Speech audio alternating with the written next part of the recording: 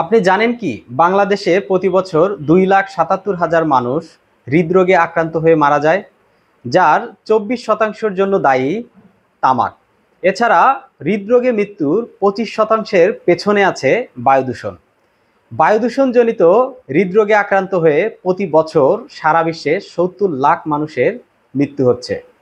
বিশ্ব স্বাস্থ্য সংস্থা WHO এর হিসাব মতে প্রতি বছর সারা বিশ্বে 19 লাখ মানুষ হৃদরোগে আক্রান্ত হয়ে মৃত্যুবরণ করে তামাকের কারণে। এখন প্রশ্ন হলো, হৃদরোগ অর্থাৎ হার্ট অ্যাটাক কেন হয়? হার্ট বা হৃদযন্ত্রের কার্যক্রম সঠিকভাবে পরিচালিত হওয়ার জন্য হার্টে পর্যাপ্ত রক্ত সরবরাহ দরকার হয়। যদি হার্টে রক্ত সরবরাহকারী রক্তনালী বন্ধ হয়ে যায় এবং এর ফলে যদি রক্ত হার্টে পৌঁছাতে না পারে, তাহলে হার্টের মাংসপেশিতে পর্যাপ্ত অক্সিজেন পৌঁছাতে পারে না, আর তখনই হয় হার্ট অ্যাটাক।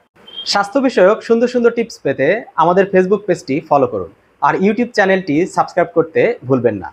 আর বিস্তারিত জানতে ভিজিট করুন redonpharma.com। ভালো থাকবেন, সুস্থ থাকবেন এই কামনায়। খোদা হাফেজ।